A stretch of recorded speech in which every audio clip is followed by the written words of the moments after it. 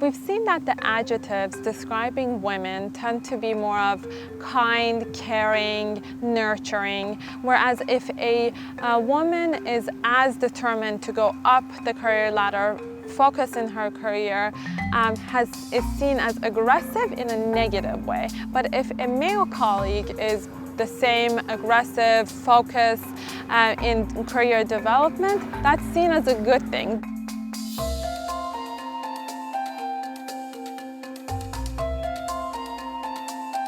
Today we're going to talk about the problem and the question of women in tech. And a lot of the things I'm going to mention today is from my own personal experience working in tech. There is a big lack of women in tech, but when we look at this question, when we peel the onion, there are several other questions that will help us figure out what is really going on. One of which is looking at the number of women in different levels. When we look at the entry-level, more junior individual contributor roles, we see that women are as much present as women, or that gap is much smaller. However, when we move up the career ladder to manager, vice president, and executive roles, we see that the number of women drastically decreases, and at some point it just disappears. And that case is much wider of an issue in the tech field and tech industry. Then the second layer, when we look at the different jobs and different teams, the jobs that are in STEM, so science, technology, math, and engineering, the lack of number of women becomes even more.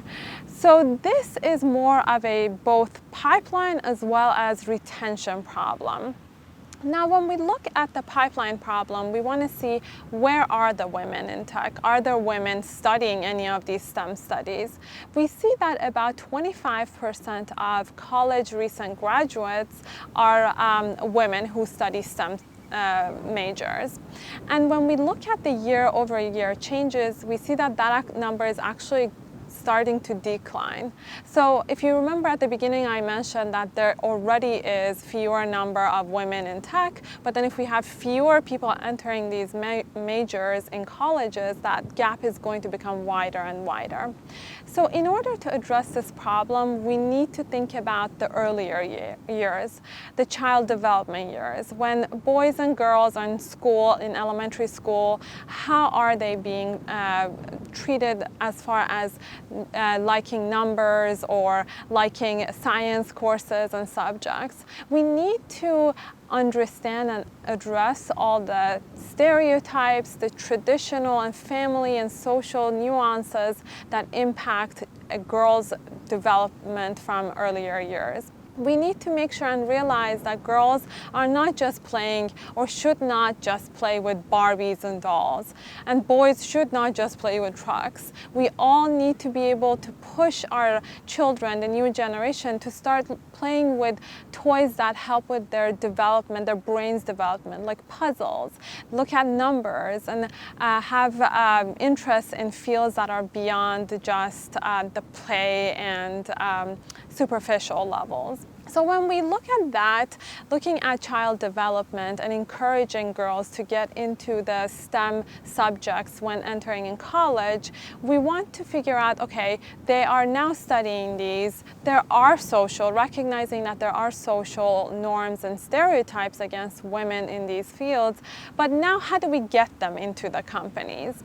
There is a lot that companies are doing right now to review and revisit their hiring pipeline and programs. For example, when someone is interviewing for a job at a tech company, they want to make sure that they're looking at the interview panel and they can see someone who looks like them.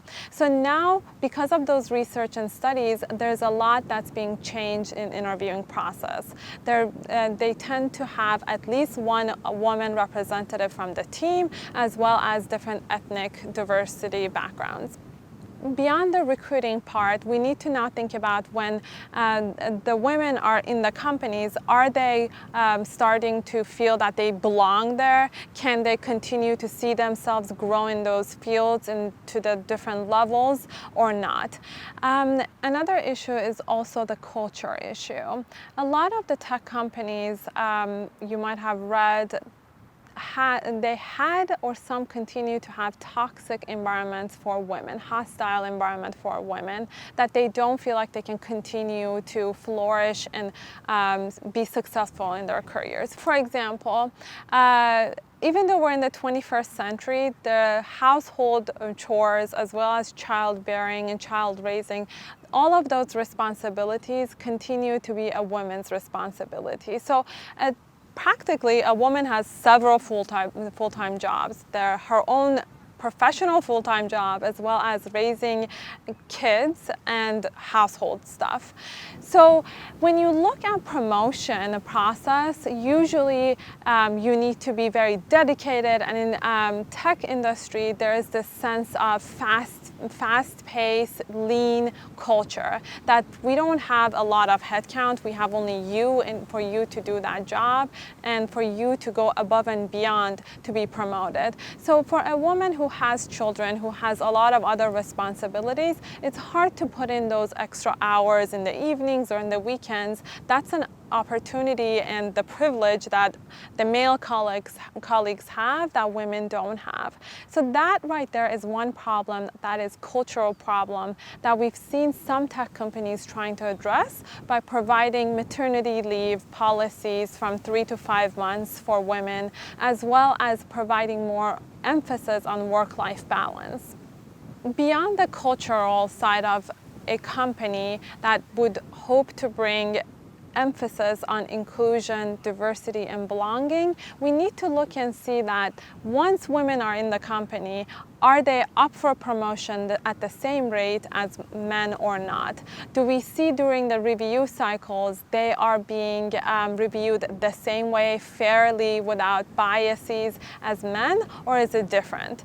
There's a lot now that is being done with the unconscious bias training that's pretty much saying that we all have biases, but how do we check them? How do we make sure that when we're reviewing a colleague who is doing the exact same job, but they're of different ethnicity and gender, how do we make sure they're being evaluated on the same subject? Another problem is the wage gap problem. Women are paid 80 cents or sometimes 70 cents to a man's dollar. So these all are starting from the earlier time of negotiation and asking for the right amount of base salary depending on the range. And about a few years ago, when this topic became more of a more discussed and more noticed in the industry, some of the leading tech companies started publishing their numbers. By publishing their numbers, they came out publicly saying that we realize that this is a problem, as well as we know that we want to be held accountable for our numbers. Through publishing numbers, first Google started it, then Twitter, Facebook, Apple, and other larger tech companies followed. By publishing these numbers, a new sector was formed within companies called workforce analytics. This is the sector that I consciously, intentionally chose to switch out of finance about 3 years ago. Through looking at the data at every stage of these programs and every process, we're able to provide better, insightful conclusions and recommendations to the executives so we can better impact the numbers. Another metric that is contributing to more of what can we do to help is the rate of women who leave the tech industry is twice as high as the men's attrition rate. It's called turnover rate. So we not only have a hard time bringing in women from the STEM background, but also they're leaving at higher rates, and that's because of that culture of toxic culture for women in workforce.